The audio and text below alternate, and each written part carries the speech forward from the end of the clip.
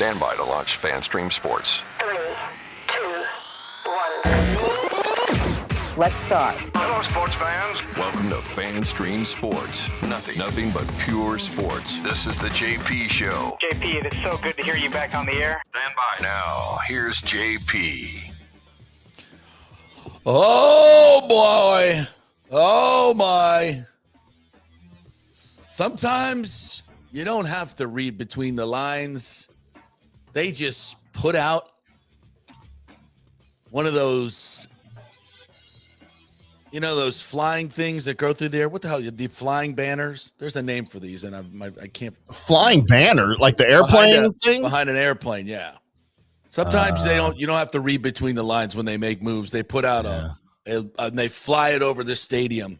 Skywriting. Let's call it skywriting. We suck. We got no fire. Nobody can set the edge. Nobody wants to hit anybody. Nobody wants to knock somebody's D in the dirt. We got to go find a 75-year-old dude that did it one time and bring him back. That's how bad we are. That's how bad we are. Welcome to the JP Peterson Show. A day, December 9th, that will live in infamy. Oh, don't go there. I knew that was coming.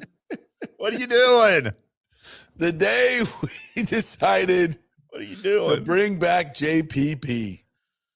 Wow. That's how bad it's gotten. How's that going to work out for everybody? Good morning, IndyCarTim. How are you, my friend? You know what, JP? It is a glorious, glorious Tuesday here in Dallas. Isn't it, though? Because of the events that transpired at SoFi Stadium last night. Oh, yeah. And all the news I am getting this morning out of Philadelphia. Oh, yeah.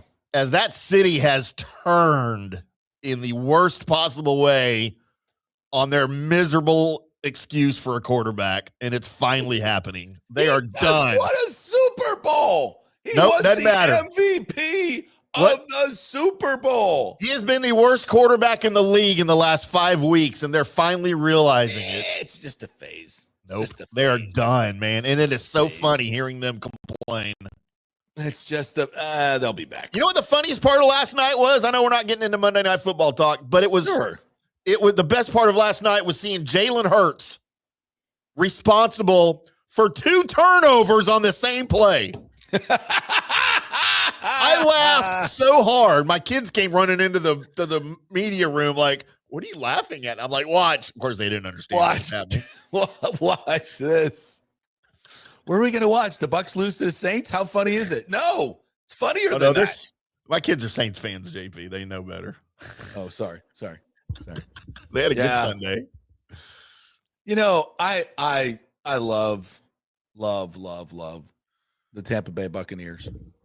And I love the people over there that work for the Tampa Bay Buccaneers. Brian Ford, Todd Bowles is just one hell of a dude.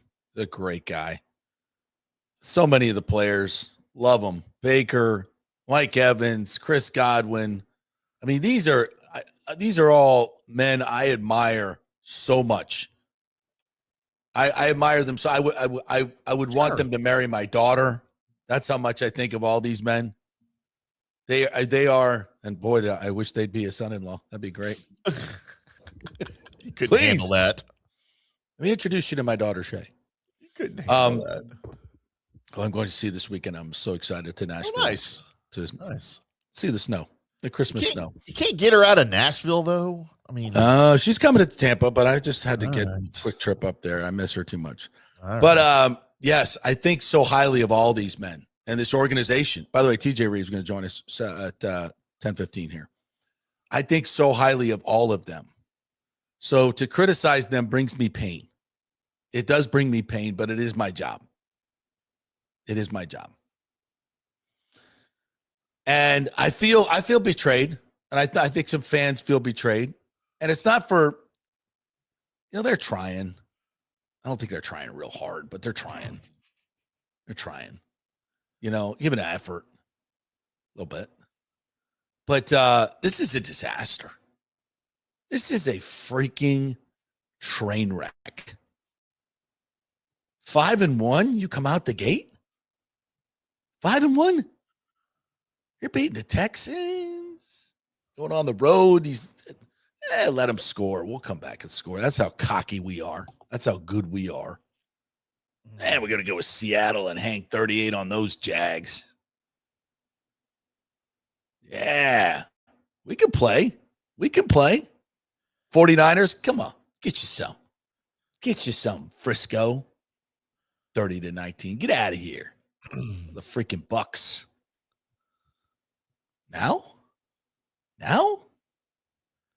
the Saints, the 2-10 Saints, your bitter rivals, come in here and bitch slap you. Tyler Shook running around like he's Michael Vick, like he's Archie Manning. Put the number 8 on him. Yeah, that's what I thought I saw. For those of you who don't know who Archie Manning was, go look something. That dude was untackleable. Couldn't get him. So wait, Michael Vick couldn't do it. And you wonder how unathletic Peyton and Eli are. It's crazy. This guy was, but Tyler Shook didn't have my mom running for 34-yard touchdowns, 16-yard touchdowns, escaping half your defense, outrunning everybody, outrunning your defense. Tyler effing Shook, damn near on Medicare, 26-year-old rookie, running away from guys. That's bad. That is bad. You're dropping wide open passes and we're going to tie the game. Oh, yeah. Drop that one. And I love the people like, oh, Baker, that's a terrible throw. It's the easiest catch you can make where your hands are just above your head. It doesn't come any easier than that. Bucs can't make that play.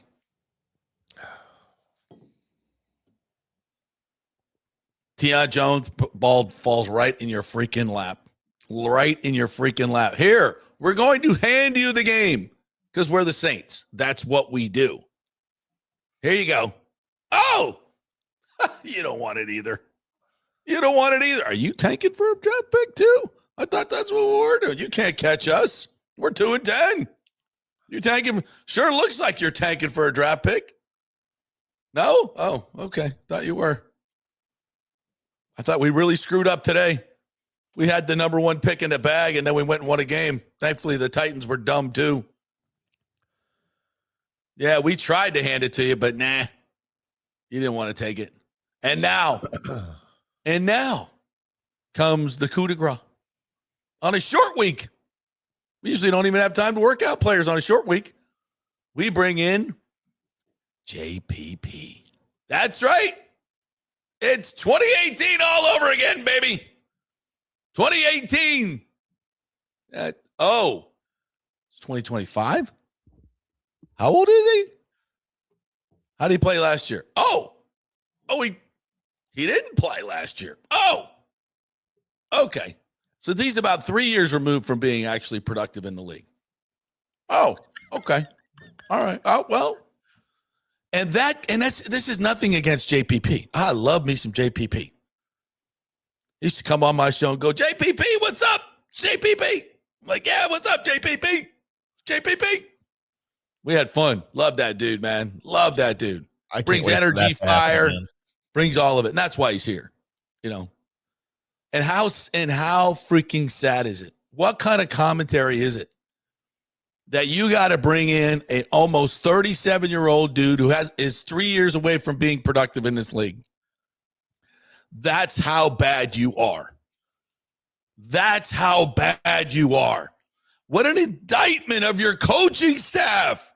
You can't get these guys ready to play. I got to go get a 37-year-old relic to come into the locker room to show these guys what it looks like to want to win a football game.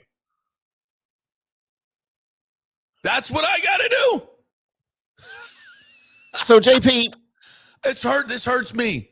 This hurts me to say it and do this, but my God, you're that bad. You care so little that we have to bring in someone to show you what it looks like to want to win a football game bad enough in this league. That's how far we've fallen. Mike Evans leaves for a little bit, and this is what happens. Where's the pride, bro? Where is it?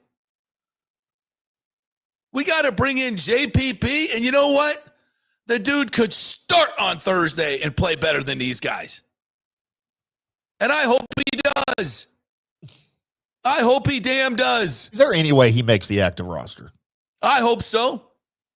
What an indictment on your coaching staff, on your players, on your leadership. And I'm glad Jason Light did it. I mean, he's at fault. He could have brought him in earlier. But well, let me ask you this question, JP. Is Jason Light at fault? Because, look, now we know he's responsible for the roster, correct? That is true. That is all on him. But just 7 weeks ago, were we not talking about this being a Super Bowl caliber roster? Yes, we were. And we were saying this team has the talent and to go to a Super Bowl. And now here we are 2 months later. It got gutted. 2 months later, and all of a sudden, it's no longer a Super Bowl caliber roster. It's not even a division winning roster when you're in a division with Carolina, Atlanta, and New Orleans. Whose fault is that? Is that Jason Light's fault, or is that the coaching staff's fault? Both. Well, if you're going to say both, I put 97% on the coaching staff. The roster was thinner than I thought. I was wrong. Jason Light was wrong. Most of us were wrong. Okay, but is the roster thinner now because of the way the players are playing or because of their talent? To me, it's because of the coaching. I think it's a little bit of both. I think the roster, Super Bowl roster, to a last place in your division roster in the course of 2 months. That doesn't happen unless you're not being coached properly. Well, I agree with that. If you look at the 49ers, they have been gutted. And they're still playing great football because their identity didn't change. Our identity totally changed. Yeah. I think the offensive line hits really have destroyed the inner core of this team. You know, Cody Mock is a badass and he's a tone setter. Keefe, I hate to say it, is a badass and a tone setter. We were without Gedeke for a long time. We've been without Mike for a long, long time. Keefe needs to just be playing offensive line. Yeah. True. Move him to guard or tackle or something. Yeah, and Tristan Wirfs, we missed him a lot, and he hasn't been 100% when he got back. Baker's been beat up. I said this weeks ago. He shouldn't be playing. No. He should have taken some time off. He's hurting the team. Whose fault is that he's playing? That's coaching. Right. That's coaching. You have to save some guys from yourself. You got to say you're just not ready to play. You can't play. You got an AC joint. I'm pretty sure he's got an MCL, some type of strained knee ligament. He's got an oblique strain. Jeez, Pete's. He's put together with twine and electric tape at this point. Maybe just Scotch tape. I mean, listen, injuries will suck the life out of a team, and it really has this team that we're to the point where we're going out to get JPP. Well, injuries and poor quarterback play will suck the life out of a team. Yeah. And you're dealing with both. And listen, when he's healthy, he's really good. Yep. He's got an elite arm, elite accuracy. We've seen it. Yep. We've seen it. I thought all these people are like, oh, he's not good enough. No, that's not it. That's not it. No, he's good enough. I've seen it. I've seen more than enough. And this guy. Look who's here. And this guy. Media icon TJ Rives joining us here at Bucs Sideline. Good to be with you. Am I good enough? I heard the segue coming in. He's not good enough. Good. I hope I'm good enough. You're good. You are always good enough, my friend. I think, is Baker Mayfield good enough?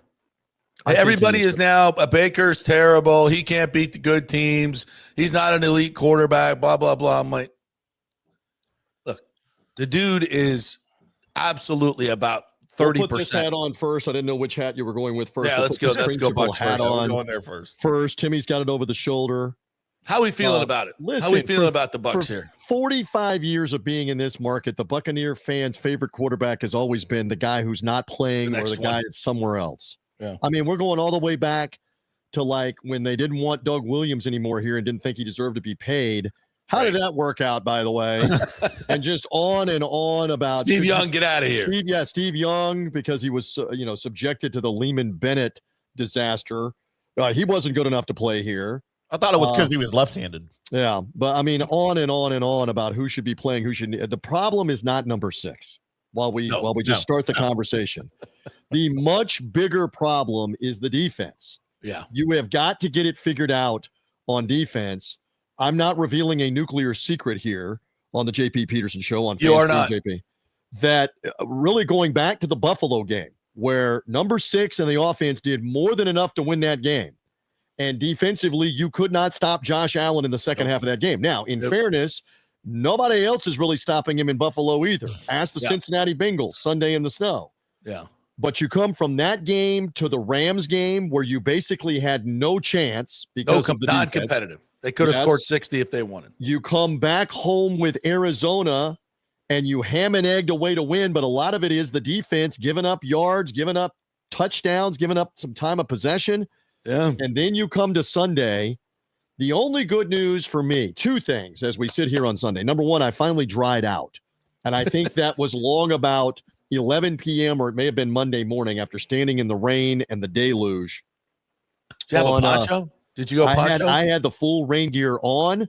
We were having the ongoing discussion about waterproof clothing, waterproof shoes versus water-resistant clothing. Because we know this playing golf, JP. You and I play golf. Yes. There is a difference between water-resistant and waterproof. Now, I had the waterproof on, but there were a couple of my colleagues that had the water-resistant, and they were done like in the second quarter with the rain. Do it. No. Let's say this. That was not a huge rainstorm rain game. Was it aggravating? Yes. Did it rain some? Yes. Not hard, not deluge. I mean, it was raining much harder south of the stadium and even north up in Pasco, Hernando County during the game than what it was raining at Raymond James Stadium. Now, that being said, had the game, if been a 4:25 game, it poured at the stadium starting at what would have been second quarter halftime.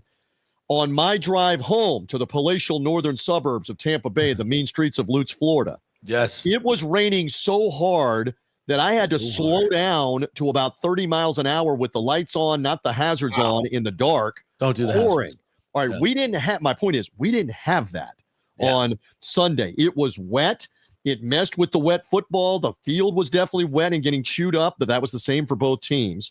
Yeah. But I'm not going to sit here and make a weather excuse that it was pouring down rain and you're playing like football follies with the ball going everywhere. By the way, sidebar, totally dry field, mostly indoor SoFi Stadium. What about that game last night with all the turnovers, mistakes, drop balls, picks, fumbles? Jalen Hurts became the first quarterback in the history of the NFL to throw an interception and lose a fumble on the same play. It's so glorious. And both were egregious, by the way. Yes. A horrible interception followed by doesn't protect the ball at all. On the same play for fantasy football purposes, he killed anybody that had him because he was like a -6 on that play. One play. On one What play. if he already had the win with him, and then he gets a -6 and you take an L? And then he threw another pick in the overtime, which further sealed it. The interception, the -3 on that, probably. You're going back. And he had one that was dropped, too. He should have had 5 picks. Yeah, but that was dry conditions is my point, and it was that bad. This Buccaneer game was not that bad in that regard. All right, so number 1, I've dried out. That's a positive outlook. And number 2, it does not take long to put the creamsicle orange on this week and play Thursday night with Atlanta. And I know this damaged everything at the end of the season where you maybe wanted it wrapped up before week 18. More than likely, week 18 with Carolina is going to matter now. But if you win this game Thursday night, you're still in good position to win the division and make the playoffs. And so stay tuned. That sets into motion the matchup with Carolina, then the game at Miami, and then the home game with Carolina. And stay tuned because the Panthers still have to play the Saints on Sunday, by the way. And they already beat Carolina in Charlotte. So let me paint a little hypothetical while we're selling a little optimism. If you play well Thursday night, or even if you play okay and you win, and the Saints do the same thing at home to the Panthers they did to you, you're right back in the same spot, one game up with 3 to go, and the two head-to-head matchups with Carolina. So stay tuned. Meaningful football still to be played. What does the defense look like on Thursday night, especially when we know Kirk Cousins has been awful in the last couple of games with Atlanta? You cannot let him come in here and light you up. You cannot. Stay tuned. How many yards did he throw for against this defense last year? He had 800 yards literally and 7 or 8 touchdowns in the 2 games. 2 games. Okay. Yeah, but this defense is worse, JP. Yeah, exactly. That was exactly my point. This is a worse defense. So what do you expect? I tell you what I expect. I expect him to tear up this defense. The only counter to that is if you can rattle him early, somehow, some way. A couple of picks. And by the way, you were doing that to Tyler Shuck. After the opening drive, you had him rattled. You sacked him. They did nothing the rest of the first half after the opening drive. You had him rattled. What's inexcusable is the second half of the game, you didn't stop him and over again. So that's got to get better. You got to be more aggressive. You got to get this done on Thursday night. Maybe it is going to be another high-scoring game. Stay tuned, but defensively, you got to make some plays, and maybe you get him rattled early. I mean, the game Sunday is weird in Atlanta because Seattle was only up 6-3 at halftime, and the game finished 37-9.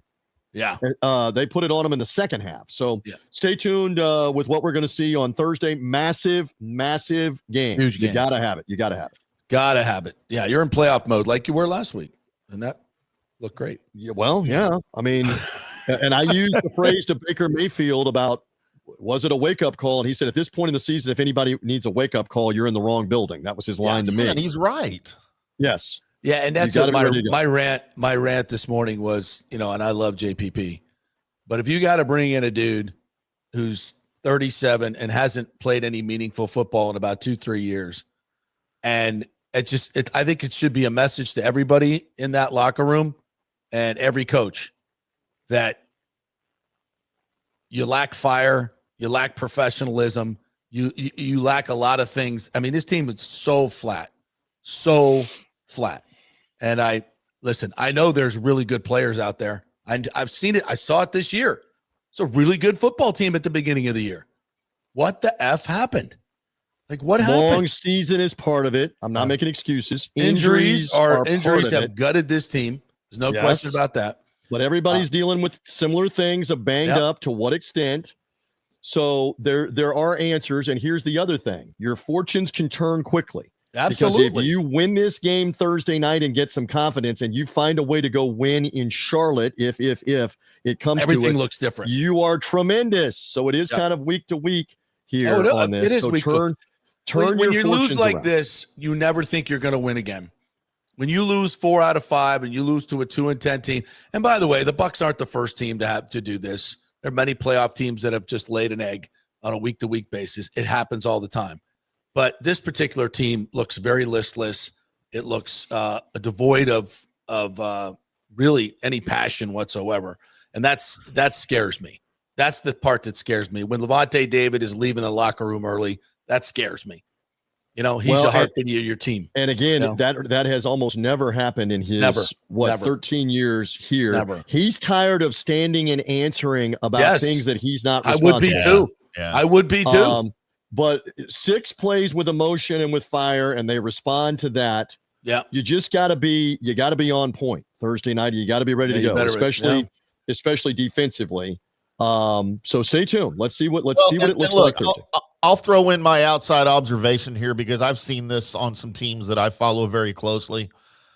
When you combine what I saw effort on the field or lack thereof with the body language on the sideline and the actions in the locker room post game, you quite possibly and almost assuredly have a team that's quit. That no longer, and I don't mean intentionally, like they're not saying screw this, I'm not playing, because professional athletes don't do that, I don't think.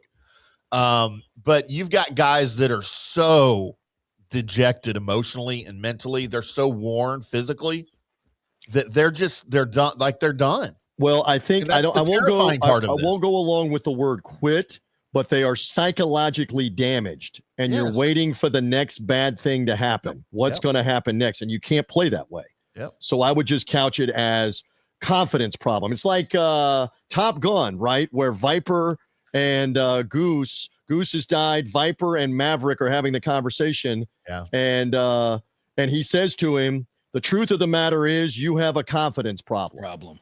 You got to let him go. You got to get back in the saddle. You got to let him go. And Come on, he says, get him back up as soon as possible. That's correct. Engage, Bucs. Correct. Engage. Correct. And what Let's is go. Here Here comes Kirk Cousins and the crappy Falcons. Exactly. It doesn't look it doesn't get any better than this. The Falcons are the Russian It doesn't get any better than this. What we're saying? What do you mean it wasn't? What do you mean it wasn't good enough? It doesn't look any better than that. This is the Falcons I'll coming in fire here. when I'm good and ready. I know. Get ready. We got to let go of Goose. We got to get rid of the confidence problem. You got to throw the dog tags in the ocean. Throw the dog tags in the ocean from the Go Saints for a game. speedy ride on my motorcycle. Yes. Yes. Talk it over. You know, we're talking about my favorite movie of all time right now. Yeah. What, Top Gun? Oh yes, by far. And it ends up working out, right? Yeah. It looked bad for a while, didn't it? Yeah, it did. Looked like Maverick wasn't going to engage in the biggest moment, but he did. Is that Baker Mayfield on Thursday night? I still roll with number 6 making plays. Where do you two come down on this? Because there's been a lot of discussion while we have a couple of moments on the Ibuka play, because I'm right down there at field level. Easy catch. Timmy? I'm not going to. You talking about the touchdown drop? Yeah. Correct. Where do you come down? Not an easy catch. I don't think by any stretch. Doesn't get. It was a very poorly thrown ball. First of all, I won't say poorly. It's there to be caught. Disagree. Second of all, disagree. Well, you twist his body around. You threw to the other side, and he's got to twist around while he's jumping to make the catch. Does Emeka make that catch 9 times out of 10? Yes. It was not a good throw, and it was not a. Obviously, he dropped it. He should have caught it. It was just, to me, it was a bad throw. I don't think bad throw. All right, interesting. No. Opinions vary. Yeah, I blame Baker. What do you think about Notre Dame taking their ball and going home? That's okay. Yeah, we'll talk about that in a second. But on the Ibuka thing, you got to get him going early in this game on Thursday, because he's right got now, a confidence problem. I'm concerned about him, and maybe we got to give him the dog tags of the Saints game and let him throw him off the back of the aircraft carrier, because you need him. And what do you guys like? What do you people say? Listen, when you're running a pattern and the ball's thrown at your face, and you reach up and your hands are in front of your face. That's what I saw. It doesn't get any better than that. Yeah. That's not every ball. Like, not every even ball. into your body is a tougher catch than that. When you can extend your hands, it was just a little above your head. over his head. 3 feet my and ass. On the back shoulder. 3 feet. No, it wasn't. He was running down the field and he turned to catch it, and it hit him in both of his hands. What are you talking about? Left. You have to turn to catch a ball. You have to turn to catch a ball. JP's wrong, y'all. I feel like I'm the linesman in tennis. Why is mommy and daddy fighting? Let's just say this. It was not perfectly thrown, but that catch is made every Sunday in the NFL over and over and over again. 100 times. And it's a massive moment. And by the way, can we just say this? This is not everything. Again, the Saints made plays. Buccaneer defense did not make plays. No. My Lord. How about the clinching interception last night by the Chargers with the game on the line? Yeah. All right. You watch that play, and then you think back to Deion Jones at midfield with 1:50 left in the game. In your lap. And all you got to do is catch it. I'm not even talking about in your lap. They were handing you the game. I'm not talking about haul it in and turn this way and start running. I'm not talking about that. I'm just talking about haul it in and you're at midfield. That's not everything. But did you see the final play to the audience? I know you guys have seen it. It's been out there on the internet. What a play by the Chargers to bat the ball, and then a one-handed interception by the safety with the game on the line. Yeah, goal line. Those are the kind of plays. When's the last time you saw somebody of the Bucs make a play like that? You got to make a play. You got to make a play Anthony like Nelson, that. And it won him a game. Yeah, in New Orleans. You're right. Yeah. You got to make a play. Let's see if it does, in fact, look better. But there were plays to be made. But can we say this, too? Clete Blakeman's crew missed over and over again down the stretch of the game. The Cade Otton play is right in front of me. And Baker Mayfield went nuts running right at the guy. It doesn't help. No offense. I wore glasses at one point. Timmy's got the glasses on. The guy's got glasses on like Coke bottles. It's down around the goal line. And it's raining, Going, what? I mean, yeah. He's clearly interfered with at the 5-yard line. It's first and goal at the 5-yard line in a 24-17 game. Yeah. With 6 minutes left. Yeah. And it's not everything. By the way, while we're talking about what you didn't get done after you got the ball back, how about on the second down pass that should have been intercepted, was not, could easily have called Shepard, 93 of the Saints, in the pocket going low on Baker Mayfield at his knees. That is a point of emphasis. That is supposed to be called 10 times out of 10. Every time. And Cleet Blakeman and his umpire are oblivious. Yep. That he's diving at his legs and wrapping him up around his legs while he's in the pocket. That would have been 15 yards. That would have been up to the 35-yard line. No guarantee that you get the touchdown, but you're still alive at that point. So that was another problem on Sunday as well. Agreed. But you know what? Don't worry about the refs. Don't worry about the Falcons.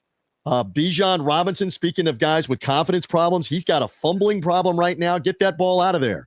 Just like we've seen a couple of times in the last couple of weeks. Well, we have to be able to touch him to knock the ball out. That would be advisable, yes. So, and I don't think we have a linebacker. If I see anybody do what they did in Mercedes-Benz Stadium, where they come up and take a bad angle and let him get all the way around the sideline and all the way around them, guys, I remember you got to do one or the other. You either got to get him out of bounds or you got to make sure he stays on the inside of the play. One of the two. You can't just let him have the sideline. So stay tuned. Some things to correct. We'll find out later today and tomorrow what kind of chance does Mike Evans have to play in this game.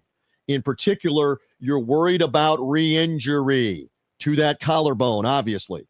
With Tristan Wirfs, it's a shorter week. Were they holding him back because he had a better shot to play in this game? We're about to find out with the oblique injury. I, again, would rather have Tristan Wirfs in Carolina mostly healthy or fully healthy if you have to have it. Well, the bottom line is if you beat Carolina twice, you're in. The other games don't matter. The hilarious part is the only two games that the Panthers or the Bucs have to win are the two with each other. Yeah. That's right. They can lose everything else, and you win the last two with each other, and you're 9-7. The winner of this division is going to be 9-8. Yes, but if you win again on Thursday night, first of all, nobody remembers the division record once you get into the postseason and you start winning games, etc. Next thing is if you win on Thursday night, you put the pressure back on them on Sunday in New Orleans, and again, you would have loved to have beaten the Saints and have Thursday night ultimately represent being 9-5. Now Carolina's in big trouble psychologically with the games dwindling. But if you win Thursday and they lose, you have a little bit of cushion to now go play this game in Charlotte with. Stay tuned. But we're talking meaningful football. There's a lot left to play in this state in this season. I got to go in about 3 or 4 minutes. I know you touched on this and Brian Hartline. I'm a man of many hats. Yes. On Hartline and the hire. Yeah. Hit the ground running. What did you think of the press conference? I didn't get to hear you earlier today. What did you think of the press conference? Slam dunk. We actually took it live yesterday. Slam dunked it. The whole production, the Rob Higgins production was fantastic. They did a great job. And just getting him. But I'm sure Penn State wanted him. You know, I'm fairly certain he wasn't going to coach Penn State, though. Yeah, not as an Ohio State guy. No, but maybe he didn't want that. They are selling, and they did a great job. They are selling new stadium coming up, the possibility of being in a bigger conference if the expansion starts up again, and the rumors are everywhere, especially after this Notre Dame stuff.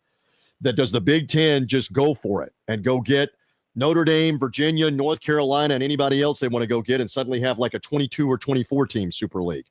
Stay tuned if the ground starts shaking with that. I love the facts of look at all the wide receivers in the NFL that are out of his wide receiver room. Look at how much he's responsible for with recruiting, and he's been recruiting in Florida. And there is still a dearth of talent here and some NIL money. There's a lot to be excited about here with this. And stay tuned. Stay tuned on what it looks like for the Bulls. But as promised, Rob Higgins, Derek Brooks, and the people behind the scenes, they're not fooling around at USF. No, Will Weatherford. Not for a second. And how exciting do you think this American conference is going to be in the next few years? It's going to be this is an Conference on the rise. But it's up in the air too because Tulane's got a new all their coach. coaches. I think it's More fascinating. Texas, yeah. And this has happened before, but I think it's fascinating for the SEC to be talking about, well, we deserve a 5th team or a 6th team or a 7th team. The American Conference doesn't deserve a team. Well, correct me if I'm wrong. Golish, Summerall, American, and Ryan Silverfield to Arkansas all left the American to come to your conference. That's right. Your coaches weren't good enough to coach their own team, so you went and got American coaches to come coach them. So there must be some. But we need football. 17 of our teams, including a terrible Alabama team in the of course in the dance. So stay tuned. Did they get it right? Did they get it right? Did the committee get it right? I believe they were going to take Notre Dame. Executives get did it right? ESPN telling the committee get it right? I believe that Notre Dame and Miami were both going to be in, but Notre Dame got squeezed out when Duke won that game Saturday night, because then the ACC champion would have been the 5th of the 5 automatic bids. And at that point, you probably exclude Miami and you keep Notre Dame. Notre Dame has a gripe to an extent. They were in and they didn't play, and then they got moved out by 3 spots. But welcome to them doing whatever they want to do. There's a part of me that wanted Duke to get in over Miami because they won the ACC. Yeah. Well, that was a shot across middle. But again, Notre Dame has benefited forever from not being in a conference, making their own schedule, and this time it bit them. So you can't complain when it's benefited you for decades. Go join a freaking conference, and then we don't talk about this. Well, and also I think this was a shot across the bow. Yeah, they're aligned with NBC, by the way. Did you think they were going to get the benefit of the doubt in an ESPN Disney propped up playoff? Nope. Negative. Welcome to it. Negative. All right, you guys be well. Sideline guy. Thursday night, we wish you the best. JP, we will reconvene. The Creamsicle Orange, again, will be out. Can we get a win in the Creamsicle Orange? Yes. On Thursday. No. Let's see that happen, and then everything settles down. You guys be well, and I will be with you again soon enough. Relevant football for the Buccaneers down the stretch run. We like that. Stay tuned. Thank God for the NFC South. Thanks, sir. All right, thank you, TJ. Appreciate you, my friend. I like I said, I love all my Buccaneer friends over there. This is just tough. This is just tough to watch. Yeah. But look, JP, we talked about this early in the season that at some point the luck was going to run out. That's right. They started 6-2 with half of a roster hurt. Yeah. And we knew at some point this was going to be an issue. Now, we didn't think at 6-2 they ended up finishing 9-8, which are going to have to struggle to do now. Right. But it is what it is. Like, we kind of knew this was a possibility, right? Mm-hmm. We did. We didn't know it was going to look this bad, though, I don't think. I was okay with everything until they lost to the Saints. Seriously. I mean, I was like, okay, listen, for all the injuries that you've had, to be 7-5 at this point is really remarkable. But it's just everything, the way they played against Arizona, though, ever since the bye, they have been horrible. Yeah. Horrible. Like, you're supposed to get better. Good teams, and we learned this from Brady, good teams get better as the season goes on. Good teams get better after the bye. We've done the exact opposite. And, the injuries were just as bad before. We're actually getting more guys back now. You had Bucky back and Godwin, and you still lost to the Saints.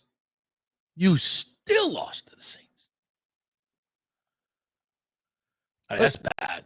JP, you've watched football long enough to know it's a division game. Literally anything can happen. You throw out the records, and here we are. I understand that. But in this situation, you're at home. They're 2-10. They're playing for a draft pick, rookie quarterback, no Alvin Kamara, 2 starters left on their offensive line, multiple guys down on defense, and you do that. Yep, you laid an egg. You do that. And it's not only just the way you didn't play with any fire. There was no emotion.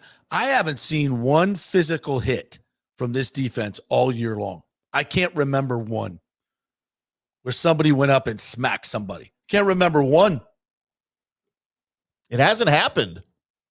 And I will tell you this. I don't remember who it was. I meant to rewind the play, and I meant to like video it on my phone and bring it up today, but I might have been half drunk during the Bucs game Sunday. It was I think it was the last touchdown that the Saints scored. Was it Shuck that ran around the left that dove into the end zone? Yeah, and whoever Vita had him, Nelson had him. Who was the defensive back that whiffed at the goal line? Who was Zion. that? Zion. It was okay. It was Zion. That's right. But, so this is something that just irks me about the NFL these days. Nobody freaking arm tackles. Nobody wraps up. Yeah, I see this in every game where what Zion McCollum did is you go in, you lower your head, and you throw a shoulder. That's not tackling. Yeah. You're not going to tackle anybody like that. And I don't know when the league focus changed from you wrap up, it's you just hit with your shoulder and wrap up with your arms. I'm going to put this up there from John Hill. JP, my former NFL player from the 70s that you met at the Sunday's Lightning game, none of these players could play in the 70s since they don't know the finer points of the game and coaching sucks. Agreed. This is why Phillip Rivers is coming back. This is why Aaron Rodgers is playing at the age of 75. So Brady could play till 46. That's why JPP is coming back. These guys don't know how to play football. No. Fundamentally, they are terrible. I see guys that have no idea how to run routes. I see guys who have no idea how to play bail technique. It's guys who have no idea how to play zone defense. Like basic, you can't set the edge. Like the Bucs cannot set the edge. That's technique. That is your number one job. And you have to understand leverage and be aware of who's coming to block you, which clearly JPP understands, and none of these guys do. And evidently the coaching staff can't teach it. They can't teach it on special teams. You contain. You're the last guy on the edge. No one gets outside of you. Duh. And it happens 4 times a game to the Buccaneers. At least. I mean, it should happen once a year, and that's it. And that's over. And you get benched. You get benched, somebody else comes in, and that dude better know how to fundamentally do it. It's not That's one of my biggest pet peeves in the NFL right now. But it's across. The guys that can't tackle. They can't tackle. They can't block for years. A lot of them can't throw a football. I think Dion started. Jalen Hurts. I mean, he's awful. I mean, the fundamentals of the game. You know why? Because they don't practice anymore. They don't practice in pads anymore. They don't play any preseason games. No. It's a freaking picnic. You're not allowed to hit in practice. You're not allowed to hit in the offseason. Yeah. So do you carry that over into the regular season, and that's how they play. And by the way, for the rules of the game, you can't hit. You know, the rules of the game, the rules have taken all the physicality out of the game. I still see some teams are able to do it, and maybe we're trying to play within the rules too much. At some point, you got to come up and knock somebody's dick in the dirt and send a message. If you have to take a penalty, take a penalty. Boy, Mickey Andrews used to say that all the time. Well, I'll take 3 personal fouls in the first half if I have to, but I'm going to send a message to that quarterback. JP, this is how I feel right now listening to us talk about this. Get off my lawn! You whippersnappers! It sucks, though, man. I absolutely hate watching guys try to tackle now because they don't tackle. I feel like those guys on a Progressive commercial turning into their parents. There goes that hot rod. Back in my day, we knew how to tackle. That's why they call it dirt bikes. Can you imagine Mean Joe Green in this league today? How much he'd dominate everybody. Yeah. I don't even like the Steelers. All right, we got to take a break. And then we're going to come back with all of your pithy and brilliant comments that we love so much on this show. And I say that with a complete lack of sarcasm, as you can tell. Hey, we're brought to you by the Jeeves Law Group, JEEVES lawgroup.com. They're local, they're trusted, and they get results. If you've been in an accident, call the Jeeves Law Group. Just go to their website. Tell them JP sent you. You can call them, email them, get a free case evaluation. Great folks over there, great attorneys, small enough to make you a large priority, big enough to take on those big insurance companies and other law firms. JeevesLawGroup.com, non-attorney spokesman, offices Tampa and St. Pete. And the great folks at Genesis of Tampa. Boy, do they have a holiday season, the 30 days of giving. They're giving away a $500 shopping spree every single day at Genesis of Tampa. All you got to do is go in there and get your car appraised, and they'll get you 10x entries into the $500 gift card. Just take a test drive, and you'll get it in the contest, and you'll also see one of the greatest cars you've ever seen in your life. You'll ride in it. You'll go, my God, this is about a $400,000 car. No, not even close. The Genesis products are absolutely the best. And right now, 30 days of giving. They also will give you 3 months, no payments, and then they'll make your first payment in the 4th month. I mean, what else we got to do to get you in a car? GenesisofTampa.com. Ho, ho, ho. They're having a great Christmas. Back in 3. Experience the art of driving at Genesis of Tampa, where luxury meets innovation and every detail is crafted for you.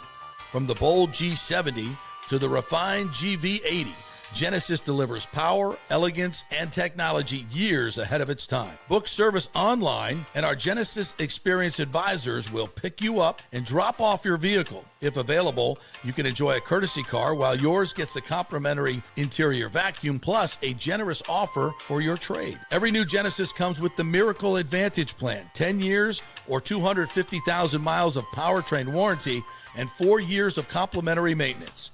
Visit us at 801 East Bears Avenue or online at genesisoftampa.com. Genesis of Tampa, luxury redefined. Italiano Insurance would like to congratulate the Bucs on their 50th anniversary season. And you know what? We've been here for every season and then some, over 60 years in business.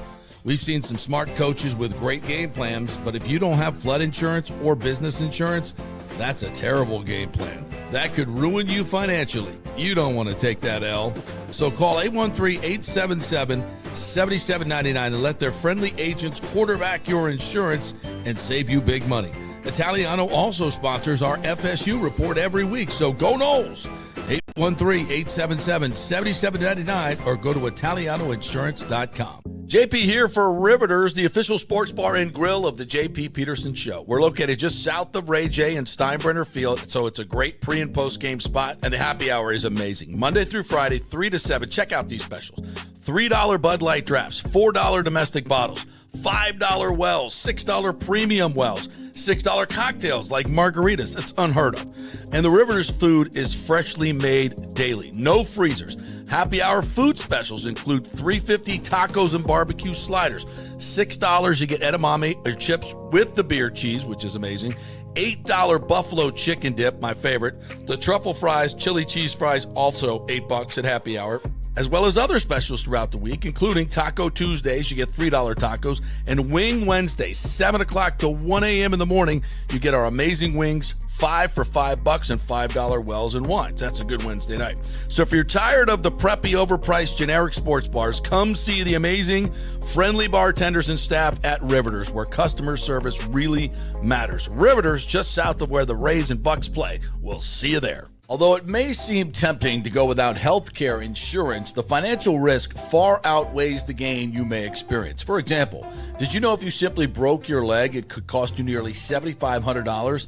Put on top of that a hospital stay, you could be looking at $10,000 to $15,000. Ensuring that you don't go uncovered is so important, as according to CNBC, high medical bills are the highest contributing factor to why Americans end up taking money out of their retirement savings, or worse, find themselves filing bankruptcy. So go to don'tgouncovered.com or call 800-669-1505. Now, depending on your income, you can get plans for zero premium. Our experts will guide you through the process effortlessly. They will shop many plans and find the one that's right for you. I called and I have full health coverage through Florida Blue for zero monthly premium. It's a free call. So why go uncovered? It's a huge risk. Go to don'tgouncovered.com or call 800-669-1505. That's 800-669-1505. Hey, JP here for my concierge medical professional, Chris Lugo, PA. You've heard him on the show for a couple of years where he shares invaluable medical, nutritional, and supplement advice. With Chris, it's like having a medical provider as your best friend. What I love about this concierge service is the convenience and support he offers. I can text or call him 24/7 with any questions or concerns, and he'll promptly call in a prescription if needed. No office visits or copays required. It gives me peace of mind knowing I have someone genuinely invested in my health, not just focused on insurance profits. And the best part, the Bay Area Modern Medical Center's personal concierge service is more affordable than you might think. Don't let insurance companies dictate your health care. Take control of your health and wellness today. Visit BAMMC.com for more information and to schedule your initial free consultation. Empower yourself and take charge of your personal health with BAMMC.com. Let's go. Right now, back to the show on FanStream Sports. All right, welcome back to the JP Peterson Show, brought to you by the great folks at the Gold and Diamond Source. You know, the holidays are the best time to get engaged because all the family's there, right? They can shower you with gifts and money. That's not the idea, obviously, but it doesn't hurt. At the Gold and Diamond Source, they have thousands of diamonds to choose from in their jewelry wonderland. It is truly a wonderland. It's all decorated for Christmas. You want to get in the Christmas spirit? Go to the Gold and Diamond Source, and you'll see all these beautiful bling, bling, bling everywhere. They got a men's department, by the way. They have a watch section now that has all kinds of baller watches that you can buy for looks and for investment as well. And don't forget, they have, first of all, they have a parking lot of their own. So you don't have to go to the mall and try to find a parking spot and all that. Yes, you just go right there. You park, you go right in. Great staff there. And if you're buying a diamond, there's no better place because they're not going to try to get you something that you can't afford or upsell you anything. They're going to put you right into something that you love. That's why they have such a great reputation. They've been around for 40 plus years. And if you finance your purchase, 0% interest for up to 5 years, you can get a $5,000 diamond for just $84. Ho, ho, ho. Get on over to the Gold and Diamond Source, 3800 Ulmerton Road in Clearwater. But it's about 15, 20 minutes just across the bridge right there. All right, Timmy, by the way, shout out to the national champion Florida State Seminoles, baby. Wait, what sport is this in, JP? Football. We won a football. Their football team sucks, JP. They didn't win anything in football. According to Jameis Winston, who just tweeted this out. Thank you, ladies, for being consistently the best football team we have. Oh, is this women's soccer? Women's soccer, yes. Okay, I will recognize women's soccer. Okay, yeah. I thought this was men's soccer. Yeah, no, with women's soccer, our 5th national championship. And we had this freshman goalie. I can't pronounce her name very well. Starts with an O. Anyway, the Big O. The Big O. She had 9 saves last night, and I'd say 4 or 5 with a spectacular variety to keep the game 1-0. Then they scored with 3 minutes left in the game. They scored. So congrats to the Lady Noles once again for winning another national championship, their 5th national championship. Well done. All right, let's get to some of the great comments from today, shall we? Oh, by the way, Brent Bredesen put on IR, so he is done for the year. So we have no left guard. Now we got to go to Michael Jordan, who's played not great. The right guard, Dan Feeney, is one of the worst offensive linemen I've ever seen in professional football. It's so bad. And Graham Barton's struggling because of the guards next to him. The tackles, Gedeke, I thought played really well. Chukwuma, I thought played great for being his first start and having played about 2 years of football. That guy's going to be good, and we need to find a spot for him. Maybe guard. Wirfs comes back, put him at right guard. You know, I know that's hard because he's learning. He's just a baby. He's still learning tackle. He's still learning the game. But man, he's an athlete. He's the best. He's so much better athlete than Dan Feeney, for God's sakes. Oh my God. If he could play right guard, plug him in. But you know, and that's part too, Timmy, is you got to find out and know which players and what they can do. I think the Bucs are terrible, and I mean terrible, at looking at players and saying, okay, he's not playing. You know, they keep guys in way too long, and they're afraid to put other people in to see what they can do. And I don't get that. If the guy sucks that bad, get him the hell out of here and try somebody else. At least, and half the time, it's effort. If you get somebody in there who wants to try or more athletic, but what you're seeing is not good enough. You need better, and you got other players. Give somebody else a shot. because maybe at least they'll fly around and act like they care, and maybe that'll be infectious. Who knows? Okay, Rick is in this morning. He says, breaking news, Sue, Hardy Nickerson, and Simeon Rice trying out for the Bucs today. And why do I feel like they would be better? Why? Is Baker turning into Russell Wilson? Asked Chris. No, Chris, come on. He's hurt. He's really, really hurt. And he's just not. In the beginning of the season, he was feeling good and making magical plays. And we lived off of Baker Mayfield's magic. And when the magic went away, so did the offense.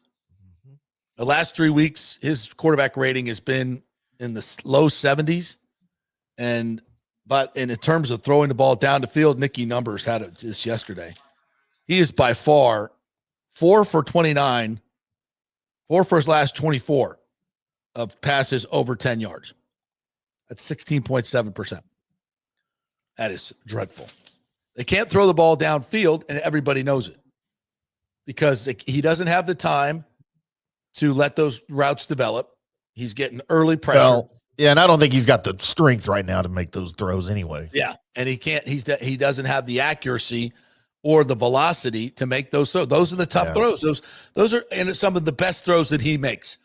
Those 20-yard ins and those 20-yard outs, it throws frozen ropes, and they're accurate and they're right in the seam. Hit the guys in stride, and they're off and running. You got a chunk play. But when you have an AC joint on the other side, when you torque, it hurts. When you have an oblique, when you torque, it hurts.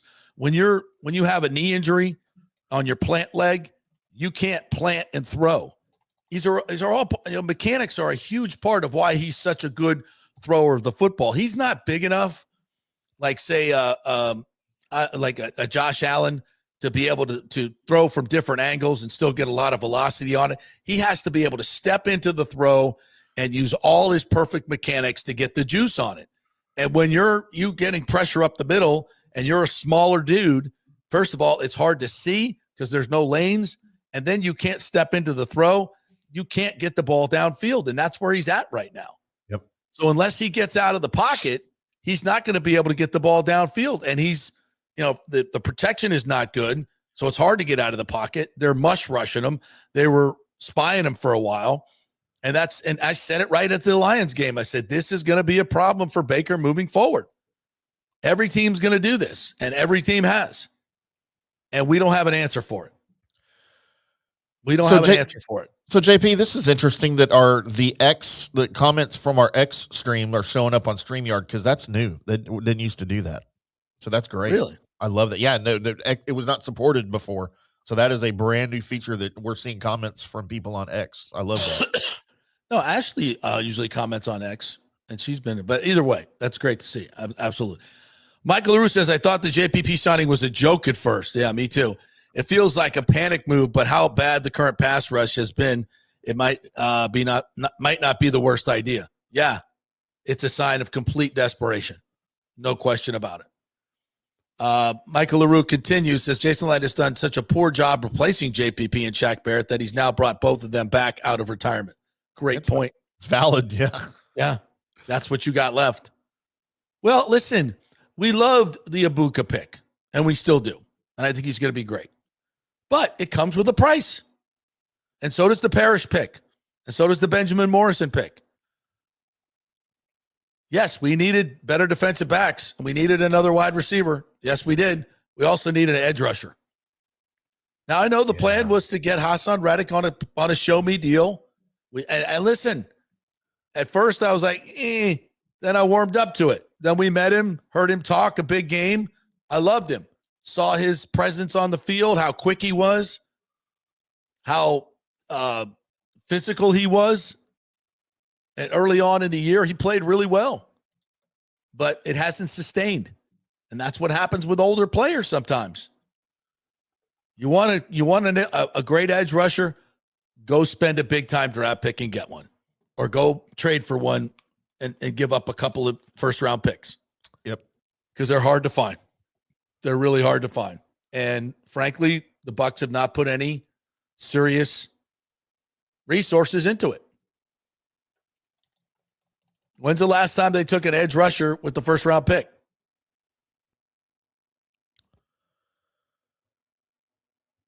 Gaines Adams? The late Gaines Adams? I mean, we took Cansey and Vita Vea inside, but edge rusher? Yaya's the third rounder. Braswell's a second rounder, a late second rounder. Complete bust. Gaines Adams, what was that like in the mid 2004? 2000s? Yeah. I mean, I don't. Yeah. I'll have to so go Jason back Light never has then, right? I don't think he's ever taken an edge rusher with the first. And now Logan Hall doesn't count. JTS, I guess, was the top of the second round. But even that, I mean, the guy didn't even play football his senior year or his junior, whatever it was. Yeah. It was a long shot at best. So Jason Light took over in 13. Mike Evans was his first draft pick. So they didn't have a first round pick in 2013. So 14, Mike Evans, 15, Jameis Winston, 16, Vernon Hargreaves. Worst pick ever. Cornerback. Gator, right? Gator. 2017, OJ Howard. How'd that work out? Still looking for a tight end. Yeah. 18, Vea. 19, White. 20, Wirfs. 21, Shoyinka. 22, no pick. And then Cansey, Barton, and Abuka. There's your first round picks under Light. Yeah. No edge rusher. And by the way, we talk about how great he's drafted lately. That Graham Barton pick's not looking very good right now. I still think he's going to be a good player. He's got to be moved. He is not a great center. He's got to be moved. Yeah. He's got great feet. He's very athletic. He's stout. Man, if Bredesen was still healthy, I'd have swapped. I'd rather have Bredesen at center than Barton. But we've missed that opportunity. Yeah.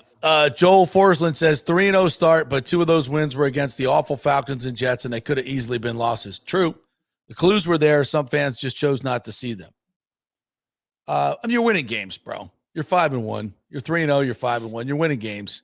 You're beat up. There was some really good football being played. Yeah. Now, were there signs of, as we said, they're beat up and they're doing this with smoke and mirrors? Yes, of course. But wins are wins. Wins are wins. And in retrospect, yes, well, I said, listen, I thought we were fine until the Saints game. The Arizona game, I was like, and that's why we talked about it, Yeah. Just because you won doesn't mean you're playing good football. All right. Formerly known as Jeff B says, when your defense looks old and slow, what do? Bring in 36-year-old defensive end. Joel Forsland says Seahawks, Jets, Falcons, and Texans, all last-minute wins could easily be 3-10. Yeah, but you're not. Yeah, but that Seahawks and Texans wins look pretty good right now, don't they? Those count. Yeah. Captain K says, I'll take 37-year-old JPP over Braswell. Yeah, absolutely. I still have hopes for Braswell, but they're diminishing quickly. Joel says it is coaching. It is. They don't develop these players, and they allow them to play very poor technique. How old is the picture of TJ Reeves at the bottom of the screen? He looks like he's 18. This is a very old picture. I pulled that from his, as I do for most of our guests. I try to go with something that they've approved, and I assume that if it's on their X profile picture, that they've approved it. So that's what I went with TJ. It's that picture underneath the comment right there. Oh, yeah, I'll take it out. He says, past defense has always been shredded under Todd Bowles. Yeah, look at that, TJ. Look at that picture. Yeah, baby. I pull it from his X profile, so that's where we got that. Formerly known as Jeff, he says Bijan out in the flats all day long. Yeah, I would run that play every single time. Yeah, but then the Falcons have to rely on Kirk Cousins getting him the ball out in the flat every time. Yeah. Middle is wide open. Same game plan every week. Yep. Rush 4, leave the middle wide open. It's funny. I'm watching the Chargers play zone defense last night, and there's a guy that got another interception, his 4th of the year. And here's something unique that they do that the Bucs don't do. When a guy comes into your zone, they cover him. Yeah, I know this is, if you watch the Bucs, you've never seen this before. When they drop into a zone and a guy comes into their zone, they run up and attack the ball. Yeah, it's a technique that evidently Todd Bowles does not teach. Because when we go into zone defense, we make sure that we keep a zone. I think we know we're defining it wrong. We keep a zone between us and the offensive player. I think that's what they think zone defense means. It's maddening. It's freaking maddening to watch this zone defense. Like they let a guy come into their area and they just stand there and watch him until the ball is thrown and then they react. Shouldn't you react to the guy that's in your zone before they throw the ball? Now I know someone else can flood into the zone, but that's going to be the responsibility of somebody else. You got to cover somebody, and it should be the first one that flashes in your zone. Yeah, we don't do that. Having eyes on the quarterback for us does not play well. Never had a chance. 05 says, same as last year. Cousins was bad all year except against the Bucs. Now he comes back to spank his short bus son. Ouch, babe. Ouch, babe. John Curcio says, what about the winning culture that's left over from Brady? Huh. Interesting. What winning culture? There was. I mean, there's this narrative that Brady, came here and taught the organization different ways to do things. And I believe that to be true. Oh, I don't believe that. And everybody that played with him, it was that Brady residue of just, uber competitive, uber prepared, no days off, all that. Right. And I do believe there's residue of that culture, but it has seemed to definitely wane. There's no question about it. It doesn't stay forever unless you practice it. And those leaders in the clubhouse are continuing to espouse that narrative and that level of dedication. I don't see that from this group. Can I throw out maybe an unpopular Brady opinion? Sure. From an outsider who, until Brady won that Super Bowl with the Bucs, I'd never even closely considered him to be the greatest quarterback of all time. But the Bucs Super Bowl kind of changed my opinion of that, right? Yeah. Here is, especially in the time since he's retired and seeing him on TV and all of his escapades, I think Brady used the Bucs way more than the Bucs used Brady. Brady saw an opportunity with the Bucs to get a ring. Mm-hmm. He went to Tampa Bay. 100%. He won the ring. He doesn't give two shits about the Tampa Bay Buccaneers organization. No. He used them to get a Super Bowl ring. No. Right. And further his legacy. And now he's done. I mean, you've told me stories about how he was with the team in the locker room and not being part of the team. Yeah, I don't want to couch it like that. I mean, he was very much part of the team, but he never got into the community. He never, not like Baker, not like Mike, like all the rest of these guys. Vita, all the rest of he never got into the community. He lived there, did he? Yeah, he lived here, but never went out, never left his house. And I understand it's different for him. I totally understand that. But I also understand this is Tampa Bay. And nobody bothers you here. For the most part, nobody. This is not New York. This is not Miami. Yeah. So we allow our celebrities and athletes to walk around and run around, go to Publix and do whatever the hell they want without bothering them for the most part. We do. It's just something that's very natural to Tampa. We're not overly impressed with celebrity for the most part. Right. You're just if you want to be, you can be one of us. He didn't want to be. And I get it. That's fine. But I'm not going to sit here and act like he's taken to town like Baker Mayfield has. Not even close. I mean, to me, his legacy of a winning culture in Tampa Bay would have been the fact that he won in Tampa Bay. Once he leaves the team, I don't know how that continues. Well, like I said, there's still players that played with Brady. And, Mike Evans and others will tell you that they changed the way they worked out. They changed the way they take care of their body. They changed the way they do a lot of things because of Brady. I get that. And their attitude. So that's what I mean by that type of the culture remaining. but it has to be reinforced on a daily basis by your leadership. It goes And away. it doesn't appear to look like that on the field. It just doesn't.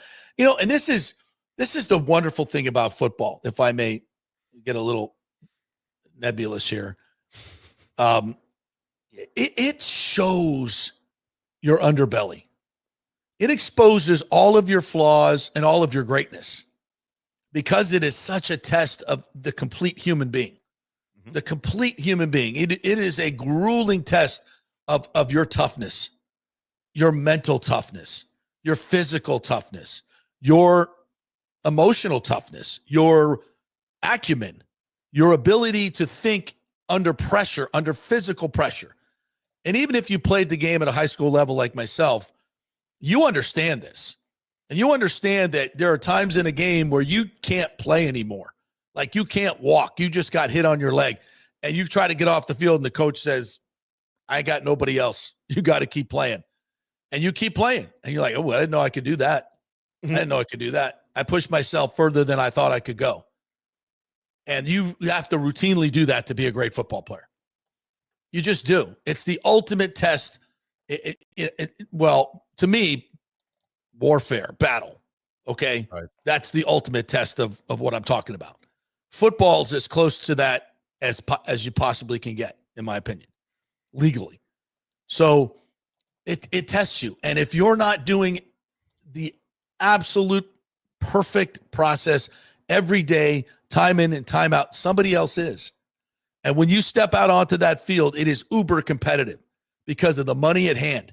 The money that's able, if you go out and you can make 5 or 6 plays a game, you are going to make more money than you ever thought possible. It is an unbelievable motivator. And it's competitive. And if you slip just a little bit, somebody's going to beat you. Somebody on the other side of the ball is going to beat you. And as a team, if you don't come together and another team's doing it the right way, they are going to make you look silly. So all these things that when you play a shitty game like the Bucs have done the last couple of weeks, and you put that out there, it tells me there's a lot of stuff going on. Guys aren't paying attention in meetings. Guys aren't being urgent about their preparation. Guys are not paying attention on the field to obvious checks. Guys are not communicating. Guys, these are things that losers do. I mean, losers in terms of losing football games, not humans. These are guys. You're in the NFL. You're not a loser. Right. No, you're in the NFL. You're an exceptional person, human being for the most part. In terms to get there, you've worked your ass off. But once you get there, all these things come into play. And when you lose on Sunday, that's what it looks like. It tells you all the stuff that's going on during the week. You guys are taking too much time off. It's too easy over there. I think Todd Bowles is way too easy on his players. Any chance he gives them time off, it's time off. You can rest, by the way, at the facility in meetings. You can rest your bodies at the facility in meetings. But to me, it's football season. You guys get enough of time off in their football season. I'm not going to bring you in here and run you, but you're going to be in the facility as many days as I can get you in there. It's football. You got the whole off season to jag around and do whatever. You want to get away from the game? That'll be the time. But during the season, I'm not giving you a whole week off for the off week. I'm going to have you in there. Every Monday off after a win, every chance he gets, every opportunity. Take a break. I'm a player's coach. I love you guys. Well, you guys need to return that to your coach because you are letting him down. If you want more days off, at the Bucs, it's more days off, not no days off. It's more days off. That's what the Bucs do. More days off. More days off. No. Other teams aren't taking that time off. I love these people personally, but this is disappointing. It's really disappointing. All right, let's take a break. We'll come back on the other side, get to more comments. Want to get to the Lightning as well. They played last night. Disappointing result again, but man, they're playing good hockey. Hey, we're brought to you by the great folks at Italiano Insurance. This is a great time to do your Italiano insurance checkup at the end of the year. That's when you call them at 813-877 $77.99. Hey, can you shop my homeowner's insurance? Can you shop my business insurance? And make sure you have business insurance. If you started a side hustle, you got to have business insurance, or people can sue you and you can lose your personal wealth, lose your house, lose everything. Got to have business insurance, folks. If you have auto insurance, let them shop that around as well. Make sure you have flood insurance. The whole checklist, they'll go through it for you. You don't have to worry about it. Valley Auto Insurance, call them up, tell them JP said I need to do my annual insurance checkup. They will hook you up. 813-877-7799. Back in 3. Stay with us. You know, holidays are the best time to get engaged because all the family's already together. And at the Golden Diamond Source, they have thousands of diamonds to choose from in their jewelry wonderland. Looking for a gift that says forever? Find stunning engagement rings, diamond earrings, diamond bracelets, the most stylish gold fashion jewelry. And there's plenty for men in their new men's section and watch department. There's something for everyone on your list. And don't settle for anything less than perfection. At the Golden Diamond Source, they make it easy to give a gift they'll never forget. They wrap it up nice for you. You don't have to do any of that, guys. And they have a great staff there. You may not know what to get your lovely wife or girlfriend, but they do. Let them do the work. Hey, finance your purchase for 0% interest for up to 5 years. You could get a $5,000 diamond for only $84 a month. Don't go to the mall. Go to a local company and keep it local this Christmas at the Golden Diamond Source. 3800 Ulmerton Road. Always online at thegoldendiamondsource.com.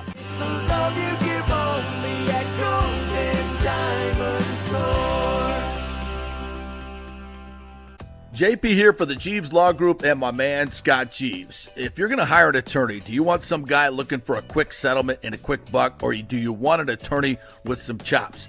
Scott is a board-certified civil trial lawyer and a certified circuit court mediator. Been practicing in the Tampa Bay area for over 30 years. He is a peer-reviewed AV preeminent rated civil trial lawyer. They just don't hand out those classifications. He's been the lead class action counsel on many complex consumer protection cases and has handled hundreds of serious personal injury cases. He's dedicated his career to protecting injured victims and is committed to vigorously representing you. We're local, we're trusted, and we get results. Personal injury and personal attention. Call for a free case evaluation. That's 888-9-JEEVES. That's 888-9-JEEVES. The Jeeves Law Group. Welcome to Kingmakers, home of the JP Peterson Show studio and Tampa's premier business networking and social club for members only. By day, it's an exclusive, vibrant co-working space with a stylish conference room, focus rooms, a full production studio, and an in-house marketing team. And by night, Kingmakers transforms into a sports-centric social hub with a full sports bar, golf simulator, and exclusive events. For young entrepreneurs and seasoned professionals, it's the perfect place to work hard, play hard, and make big moves in Midtown Tampa. Close the deal, celebrate the win. Only at Kingmakers. Become a member today at kingmakerstampa.com. Your business, your club. JP here for Third Generation AC and Plumbing. And Third Generation really says it all, folks. The owner, my friend John Rodriguez, has been in the AC and plumbing business since 1995. They built their business on honest assessments and doing great work on time for a great price. Simple, right? Did you know many AC techs are incentivized on big commissions to sell new AC units, and you might just need a drain cleared? So if you want someone you can trust, that's John Rodriguez and Third Generation Services. Check out the 5-star Google reviews. If you have a plumbing or AC emergency, call 813-961-8024 and a human will answer the phone. That's 813-961-8024 or go to thirdgenerationplumbing.com. Ciao, Paolo Tini here, owner of Caffè Paradiso, voted #3 People's Choice Award on Open Table. I want to thank all our loyal family of customers that have been enjoying our great traditional Italian dishes we make from scratch every day. It's a great family story we're proud of. Our family moved from Rimini, Italy in 1984. My dad, Caesar, started Donatello, and that's where I got the start in the restaurant business. I started Caffè Paradiso on South McDill in 1995, and we've been there ever since. From our traditional ossobuco, a veal slow roast for 4 hours, to our daily fresh catch, the Gruppo Paradiso, with a piccata sauce and lobster claw meat, homemade pasta like lasagna, farfalle salsicce salchicha, which is a bow tie pasta homemade with fresh sausage. Hold on a minute, JP's favorite. I love it. So come and have a glass of wine with me on South McDill. Get a reservation on Open Table and see all our 5-star reviews. Ciao, see you soon at Paradiso. Let's go. Right now, back to the show on FanStream Sports.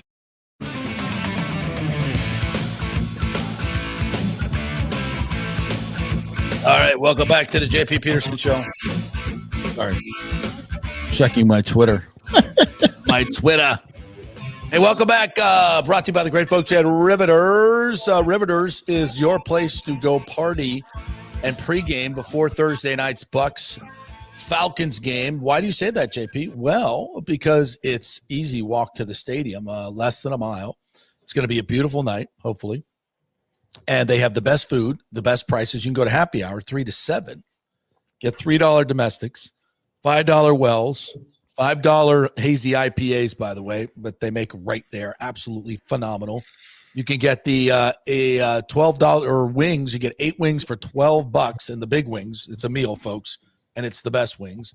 So many great specials during their happy hour, and the food is absolutely tremendous. So go to Riveters before the game. Anytime is a great time to go to Rivers. Go watch some hockey tonight at Riveters, and you can watch all the games right there. Love Riveters, Tampa, just north of 275 on Dale Mabry, just south of the stadium.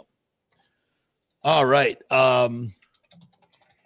Let's get to some more of the wonderful chats in here. Or wait, let's do some sounds, shall we? Then we'll get to more comments. One of those wouldn't load, so I got the other 2 here. Oh, while we're doing Bucs, let me just want to play this. This is Liam Cohen, our former offensive coordinator, who many of us wanted to be the head coach. Speaking of energy, this was his post-game speech after going 9-4 and beating the division rival Colts. Still a taste.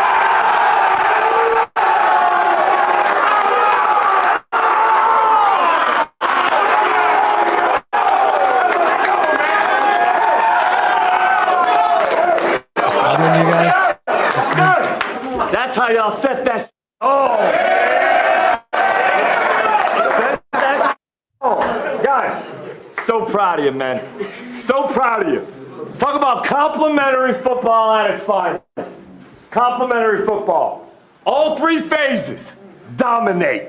All 3 phases straight dominate.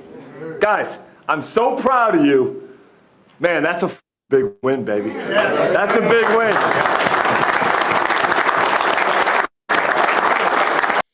All right, that's enough.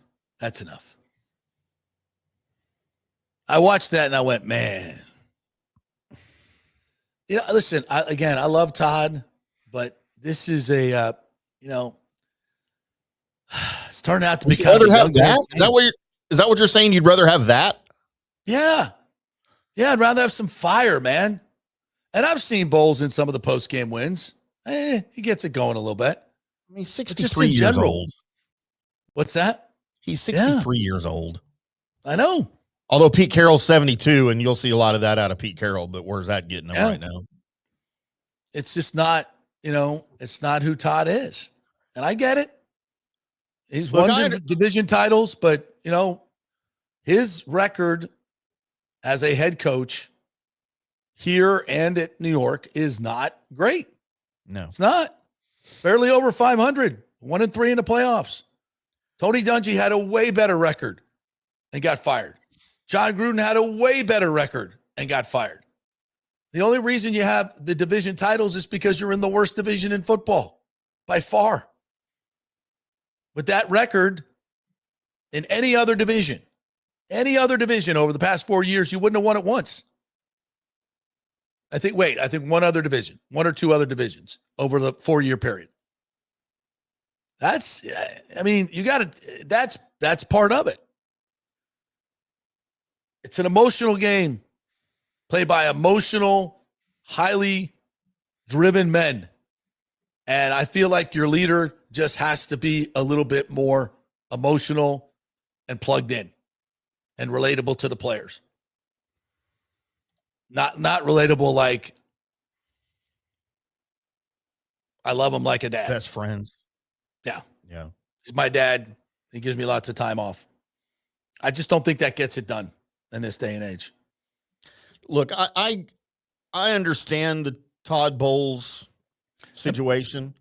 I'm on the same page, right? Like, I don't think he's the guy. I don't think he ever was the guy. And unfortunately, he's found just enough success to stay there. But I think that's gone after this year. I think he's gone.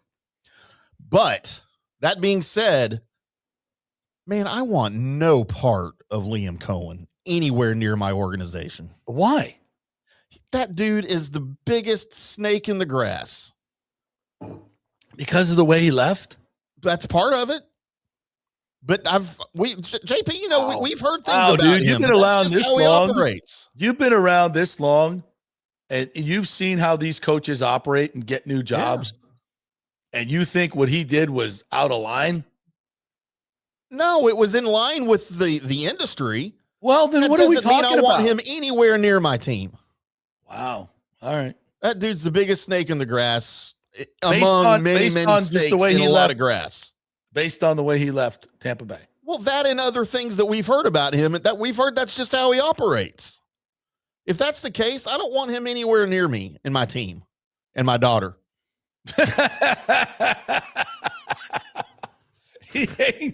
I wouldn't let him take my daughter. I didn't say that. But I'll let him coach my football team. No. To have your play caller as your head coach and not have to go get a new OC every freaking year, have some continuity to your offense, and it's an offensive league. I can go hire a DC. And by the way, a much better DC than Todd Bowles is right now. Yeah. I mean, yeah, and that's another issue. This might save the day. Keith Kunzig, you may know him as the Hall of Fame fan, Big Nasty.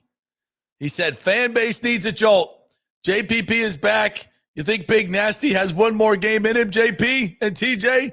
TNF, I'm coming back. LFG. All right. Well, there we go.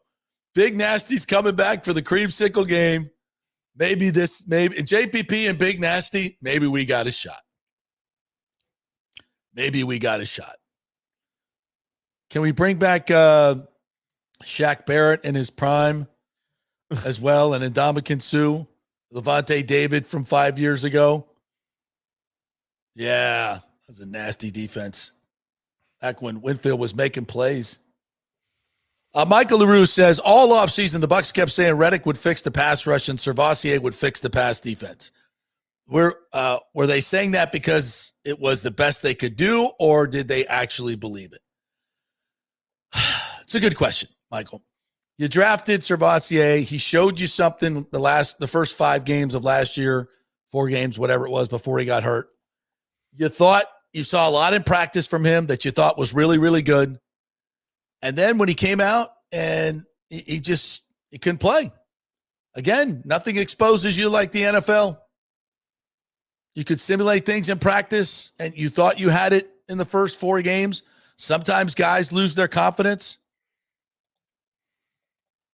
Yeah. I thought they were good too. I thought Servassier was going to be really good in coverage because I saw it the year before. He's not. Or he's lost his confidence, or he's lost a step or something. I don't know. Maybe the injury took a toll. Yeah. Levante, it was always going to be, Father Time was going to catch it at some point. Last year he played pretty well. This year has not been good. Father Time caught up with him. And that was always a possibility. John Curcio says Levante moves like Frankenstein. He should have been upgraded a couple of years ago. I thought he played really well last year. But yeah, everybody was so happy to have him back and talk him out of retirement. I think you needed a backup plan, though. A better one than you had. You didn't have one. Yeah, you really didn't. Well, I think Anthony, what was his name? Anthony from the Dolphins that we got from the Dolphins. Anthony Wright, I forget. It was, anyway, him. Yeah. And who we got rid of before the season started. So that clearly wasn't the answer either. No. Lottie Wilkins says the Bucs got a long way to go in a short time to get there. They're going to do what they said can be done. Do what they said can't be done there, Smokey.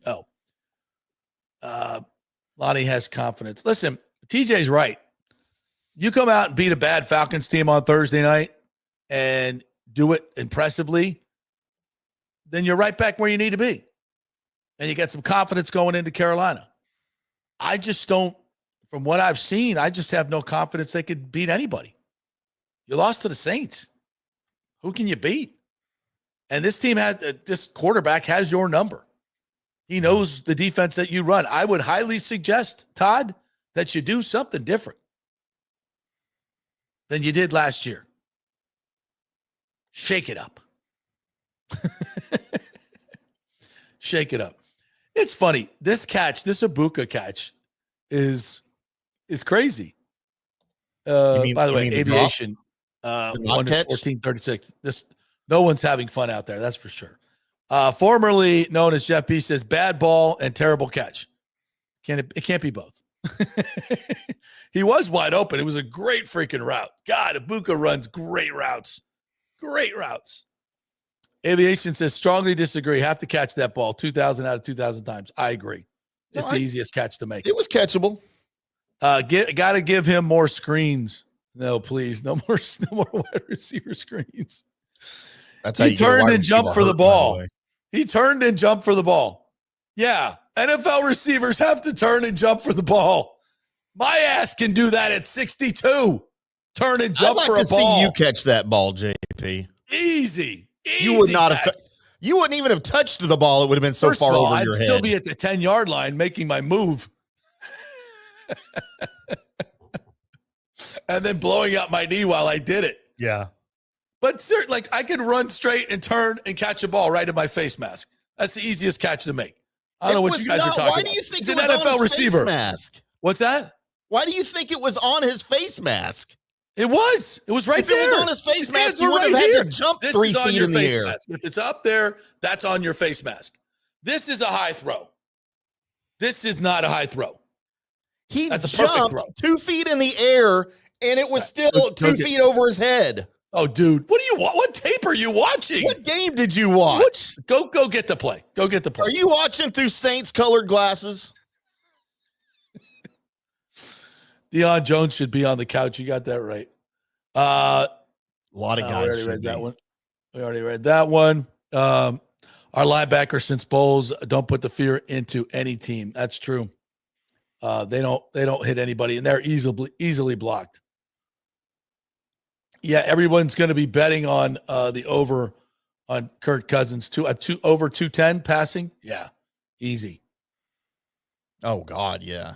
James says, JP, if they watch tape and coaches see what the issue is, why not change things? Why not be aggressive and attack a wooden Indian quarterback Cousins? Why play into his strength and play zone? Why not blitz 6 or 7? I'm with you, brother. I mean, yeah, he can beat the blitz, but I don't care. He could definitely beat the zone. That we've seen. Why the hatred for wooden Indians? That's a cut down for wooden Indians. They are a persecuted group. I would say that. Even the wooden ones? Sergio Biltres says, we need to win Thursday. If Evans and J-Mac are cleared, they need to play. Oh, yes. Like, this is a must win. This is all hands on deck. I totally agree. If Evans is ready, get him out there. J-Mac, get him out there. JPP, get him out there. Anybody, all hands on deck. Cody Green says the Dolphins are playing good football. That's going to be a tough game. Yes, it is. Yes, it is. Absolutely 100%. But they don't have to win it because it's an AFC game. All they got to do is beat Carolina twice and they're in.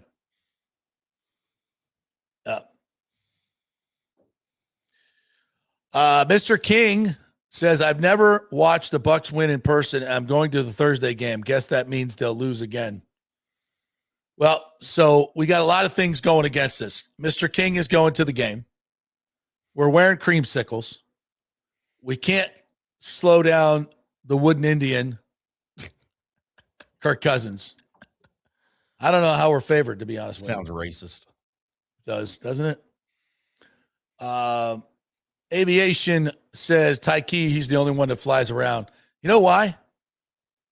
You know why Tyke looks different out there?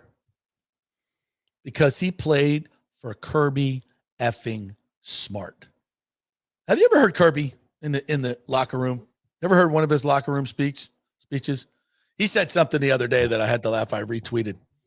He said, when it comes to the portal, when it comes to the portal, we lose guys. But mostly they run away because of the physical nature of this program. Because from day one, you come in here, we talk about knocking your dick in the dirt.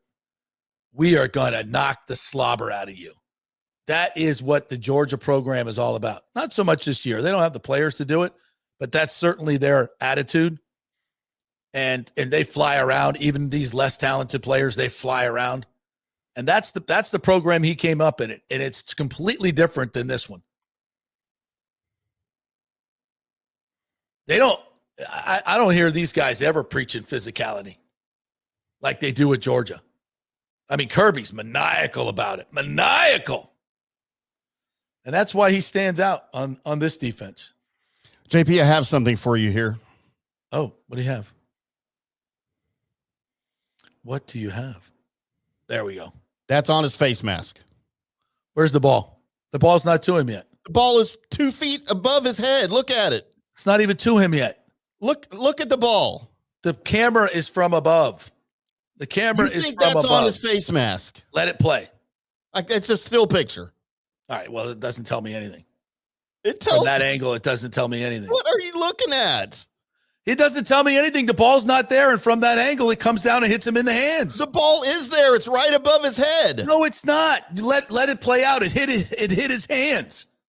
From that angle, it looks like it's never going to hit his hands, and it hit his hands. Oh my God! Yes, I know it hit his hands. Well, then that's a. Right. The ball's not in his hands right there. But if you let it play forward, it will hit his hands. Therefore, it will never hit his hands.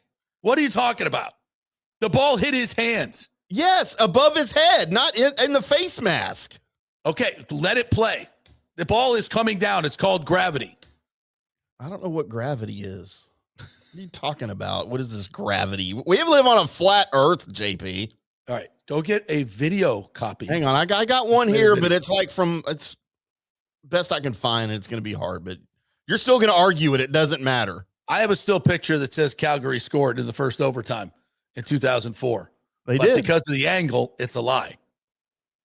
You got to have the right angle. That's what she said. Yes. All right, here you go. All right, here we go. To definitively. Let's see if I can pause it. 22. Not a great angle. Boom, right in the hands. Right in the hands. His hands are clearly above his head. Yes, just barely above his head. Oh my God. Easy catch. I'm going to find another Easy one. catch. You got the ground angle or I'm the looking. TV copy? I'm looking. Meanwhile, B says, like you don't think Levante is tired of covering after Dennis and he gets disciplined while Dennis doesn't. Yeah, I wonder that either. Yeah, he's been trying to make up for Dennis the whole time, and it's hard.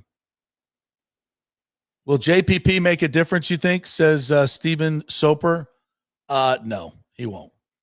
And if he does, that's a further indictment of your defense, I think. Further indictment.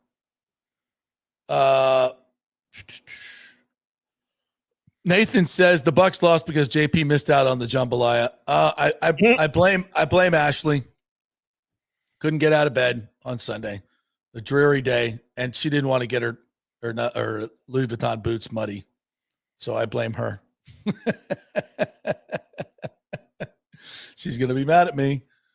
She does want matching G70 and G80 for Genesis. So, Mike, let's get on that. Dude, those G80s are badass, man. Badass. I pulled up behind one of those yesterday, and I was like, what in the hell is that? All right, so Michael's on your side.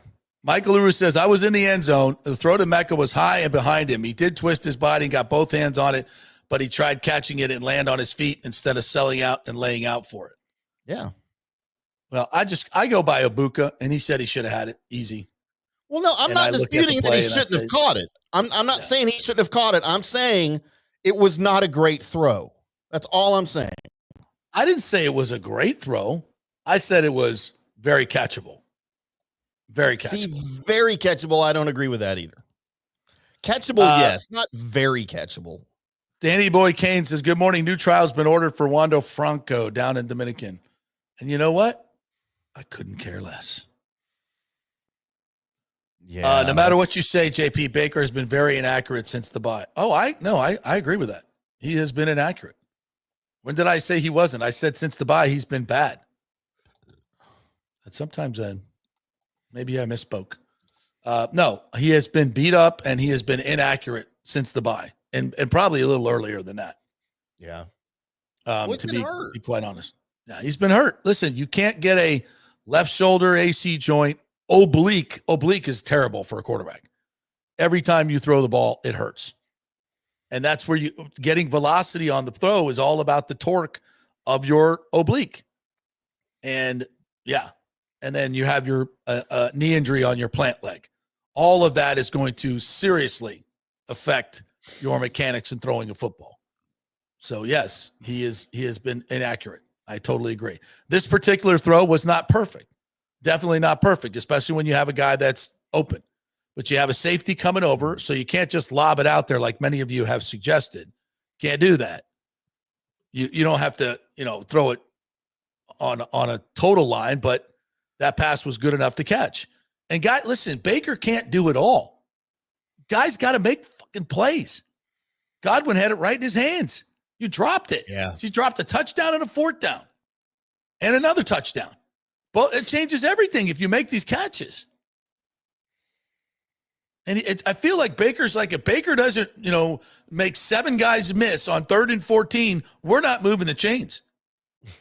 How about somebody get the F open? How about somebody block up the middle of the interior so he doesn't have to run for his life every time he hits his back foot? How about somebody running back make somebody miss in space and go? How about somebody make a block on the edge? It's like they're all sitting around waiting for Baker to do something superhuman. Why don't you go out and do something superhuman? There's damn 11 of you out there. Make an effing play. It's coaching, K. Dotton. What are you doing? Go back and look at that 4th down play. And it's not a great throw by Baker, by the way, but of course he's being rushed and, out of the pocket. But the Mario Davis is like 5 yards away from you. Like, catch the ball, roll over, and get the first down. Like, make a freaking play. You're an athlete. Make a play. Coach used to say that all the time. We can put you guys in the right positions, but at some point, you got to make a play as an athlete. That's what you get paid for. Go make a freaking play. Steven Soper says, why do the Bucs hire OC is learning on the job? His play calling is horrible. Well, they've done that the last 2 years, and it's worked out. This year, I can't get on Grizz because of all the injuries that he's had to deal with. It's really difficult to call plays. It's even more difficult to call plays when you have about half the guys that you normally have. Well, and a seasoned veteran offensive coordinator and play caller might be able to adapt a little bit, right, to what he's got to work with. But a first-year guy, I don't expect that from him. So Miller Thomas says, since the bye, look up his entire career. We talking about Baker Mayfield?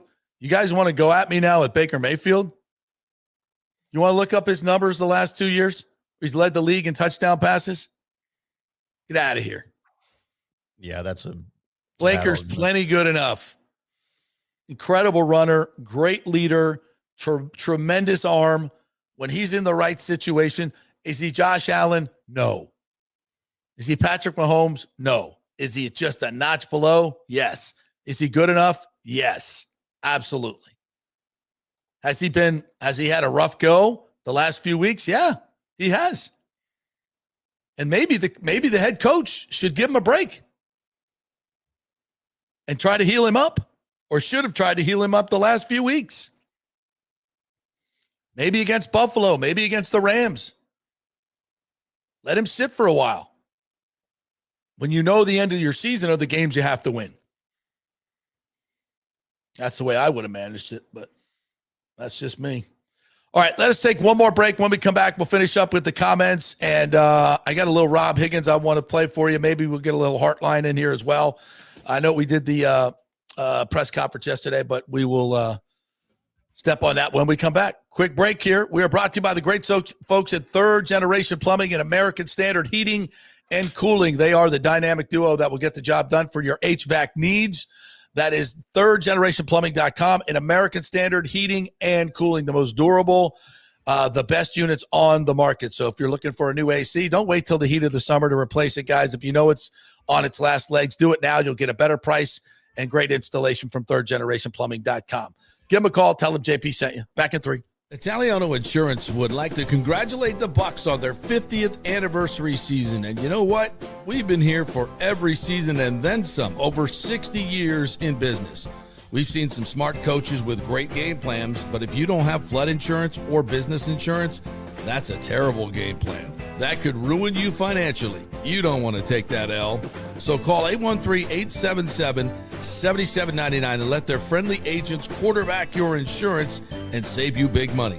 Italiano also sponsors our FSU report every week, so go Noles. 813-877-7799 or go to italianoinsurance.com. Experience the art of driving at Genesis of Tampa, where luxury meets innovation and every detail is crafted for you. From the bold G70 to the refined GV80, Genesis delivers power, elegance, and technology years ahead of its time. Book service online, and our Genesis Experience advisors will pick you up and drop off your vehicle. If available, you can enjoy a courtesy car while yours gets a complimentary interior vacuum plus a generous offer for your trade. Every new Genesis comes with the Miracle Advantage Plan, 10 years or 250,000 miles of powertrain warranty and 4 years of complimentary maintenance. Visit us at 801 East Bears Avenue or online at genesisoftampa.com. Genesis of Tampa, luxury redefined.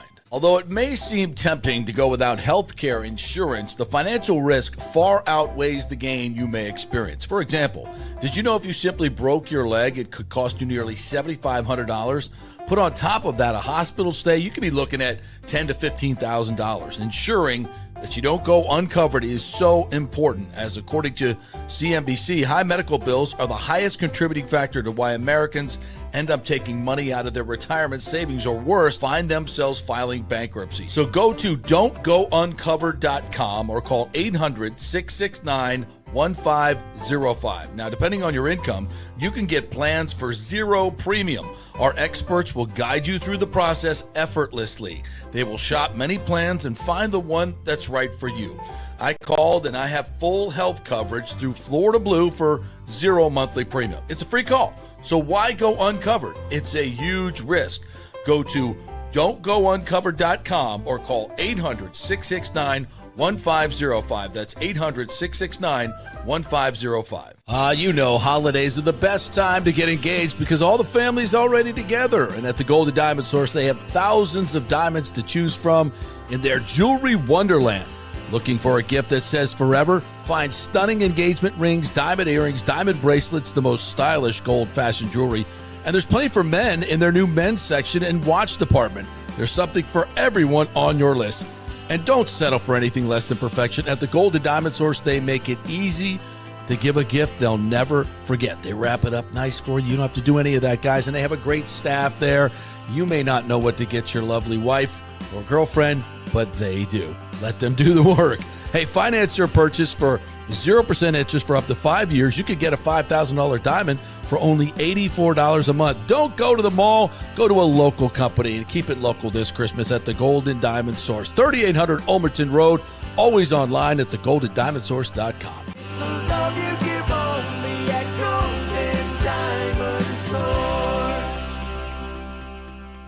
Hey, think about the greatest tandems in sports. Montana to Rice, Brady to Gronk, Baker to Mike Evans. Well, here's a new one. Third Generation Plumbing and American Standard Heating and Cooling Units. Our split systems offer the highest efficiency available while reducing energy bills and maximizing comfort. Third Generation Plumbing can handle anything mechanical around the house, plumbing, AC, whatever, and they install the best American Standard Heating and Cooling Units. Built to last, made to perform. Whether it's a new install or an emergency repair, our family-owned team brings 3 generations of trusted service to your home, now with the unmatched reliability of American Standard Heating and Cooling. So don't wait for the summer heat to return. We've got you covered. Call Third Generation Plumbing and American Standard Heating and Cooling, 813-961-8024. That's 813-961-8024. or go to thirdgenerationplumbing.com. Let's go. Right now, back to the show on FanStream Sports. All right, welcome back to the JP Peterson Show, brought to you by the great folks at Cafe Paradiso. If you're looking for a great meal this week, especially for the holidays, if you want to take your honey out for some special occasion, or if you're going to do a little Christmas party, friends in town or whatever, you want to go out for a great meal, go to Cafe Paradiso. It is great service, which is so important for a meal. Absolutely, right? And also the food is fantastic. They've been, single dish preparing there forever. And the food is absolutely tremendous. Timmy knows. We went there. We had a great meal. Oh my God. So when it's holiday time and it's family time and you want to get just a real comfortable place to go, none of the BS, it's Cafe Paradiso right there on South McDill. A wonderful, wonderful place. All right. So I have this from my YouTube people here. Let me see what we got here. You have YouTube people? Yeah. You're just making my point for me, JP. Listen to the announcers. It's an out and up. He gets the corner to jump all over it. It's a touchdown. It's a walk-in. Yes. Could Baker watch this? It's going to be a quick little out and up. He's able to get inside the corner. What a move. Great move, by the way. Maybe a little bit too hard under the conditions, but It wasn't too hard. It was too high. Baker's going to catch 9 times out of 10. 9 times out of 10. I said that. I All said right. he was. Well, then you agree with me. 10. All right. I'm going to bring in the swing vote here. I don't know why we're arguing. I got it. I'll do it. I got it. The great Arestis Estrada, who played some tight end in his high school days, right? No, I played basketball, and I had great hands in basketball. That's but right. My dad would not allow, my Cuban father would not allow me to play football because he thought I'd get hurt. He's probably right. He thought you get hurt. 6'3", 260 pounds. In high school. 6'4". Sorry, I keep 6'5", 6'5", 280. Yeah, Six, I seven. like it actually. It's more more like 280. And what do you say? What I say is that Don't be cleaning it up now because you just. I'm trying to think of a good way, the analogy to compare it. That is like Cafe Paradiso should have been caught just like like every plate. It's a meatball. It's like a meatball. It's a meatball. It's an easy meatball. It's a meatball. Here's the thing, Hamm, that I would say. If he makes that catch, nobody's saying that what an incredible catch, because it was a terribly thrown ball. I agree. No, they're saying if he makes the catch. So when you see an incredible catch, you go, yeah, it really was a bad thrown ball. What an incredible catch that was. It just would have been a catch. No, and I said 9 times out of 10. Perfectly thrown? Yeah, I just said it was a It bad wasn't throw. perfectly thrown, but it was. All right, No. let's a move bad on. Throw is a bad throw. That wasn't a perfect throw, but it was too so high. catchable and not even ridiculous. It was 7. All right, Jimmy J. Voyager.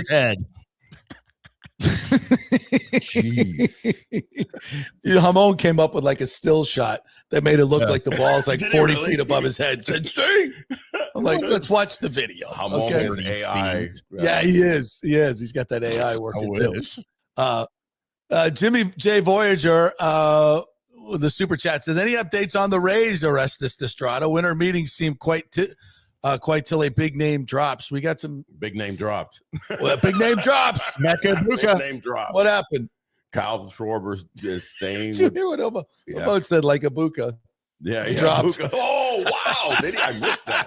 Dang, my ear didn't hear that good little Hamon slider on the block. It was a slider. He got in there. Good. And I have a slider mentioned too because the big name drop. Kyle Schwarber staying with the Philadelphia Phillies for. Schwarber's staying with the Phillies? Staying with the Phillies, man. 5-year, $150 million. Nice and happy. And if you think about it. Wow, $30 million. You don't even have to play the field. He doesn't have to play the field. And smash. And also, really, when you start thinking about it too, he lives in Tampa. Yeah. Right? Where's spring training? Here. Clearwater. Clearwater. Yeah. So it's like, there's another little cushy kind of thing to kind of say, yeah, if I'm going to get $30 million from this guy and $30 million from a team that I already know very well, the fan base loves me. I've crushed at that stadium. It's a really homer-friendly stadium. I don't have to go do spring training in Port Charlotte or some dump like that. Yeah, no. You just stay, you don't have to move. you stay home, and then you go to Philly and you crush again. That makes a lot of sense. And applause to Kyle. But you know why? Because he's a really good guy. We love him. Involved even here locally in the community and doing other things. So that's let's get him in studio. Deal. And that is something. Yeah, I'll reach out to him.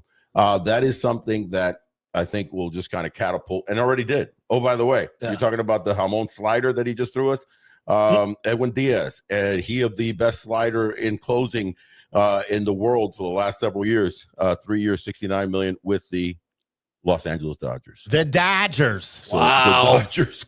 The rich get richer, baby. They had one weakness. And it's no more a weakness. Here's the irony. They technically didn't have that weakness when they started the season last year. Right. They shored up with, so it really, they ended up having a bad closing, season. And in fact, obviously had to turn and make Roki Sasaki their closer at the end of September and into October. So now they just went in and said, forget about it. We got enough money. We're just going to go get the best guy in the world to close games. And they got him. So that's it. And the question as far as whoever our beloved fan there was, Steven Matz, he of former starter, now turned reliever, who had a really good season, with a 3.05 ERA, 53 appearances through somewhere around 60-something innings, is going to sign a 2-year deal with the Rays. So the Rays shoring up their own bullpen a little bit with a veteran. 35 years old. That kind of snuck up on me. I didn't know that's I think of Stevie. I think of little Stevie Matz, who came up, with the Mets and stuff like that. Was a lot younger, but he's been around for a while. Yeah. He's a veteran. Yeah. Getting old sucks. So some movement, but nothing. Yeah. Getting old does suck. And the rich getting richer sucks too. Philly's got a lot of money. Are they going to talk about this, you think, at all? I mean, obviously there'll be a press conference at the winter meetings, and Manfred will do it. And obviously with the labor situation coming up, there's got to be some talk about a salary cap, salary floor, making a even playing field for baseball, because it's reached a saturation point. Let's just be honest. There's half the league is not even they got no shot in the game. They got no shot really to unless everything goes perfect for you. You get absolutely no injuries. The ball bounces your way. And for some teams that happens, but for 162 plus the playoffs, it's not going to happen. It's going to be the Yankees and the Dodgers and the Blue Jays and these top 10 payroll clubs, because they're so far ahead. Yeah. Like, it's not just we're at 80, 90 million. They're at 170. They're at $400 million. Well over 350, 250, 7. I mean, it's ridiculous. And they're not, like, all of them are in our division. And when you think about it also, if you're a guy that, you have the hammer, like a Kyle Schwarber, a Kyle Tucker, an Edwin Diaz, not only do you know that the money's going to be there, but you can actually pick the team that has not only the most money, but the most resources to do what? Win. Yeah. So, well, if you're Kyle, Pirates said they were going to pay, they were willing to pay. The Pittsburgh Pirates came out and said, we're willing to pay Kyle Schwarber $30 million a year. Yeah. So he signs for $30 million a year. Right. But he's not going to Pittsburgh. Well, because he knows he's got no protection in the lineup. No protection, because they can't. That $30 million. So what? They're not going to spend any more around me.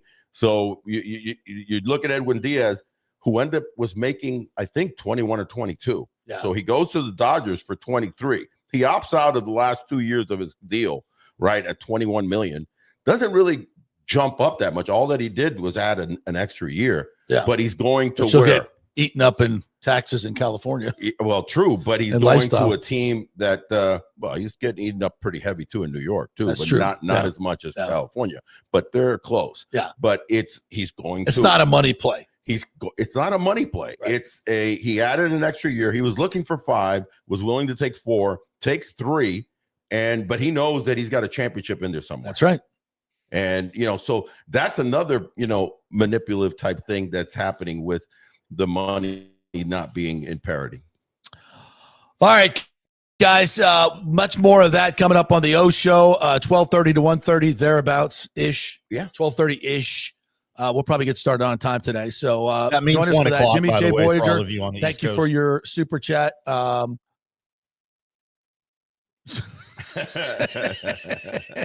Trust me, I watch. Ramon, you're full of it today. He is. I love Man. it. He is. But we were both full of piss and He's vinegar saucy. today. Yeah.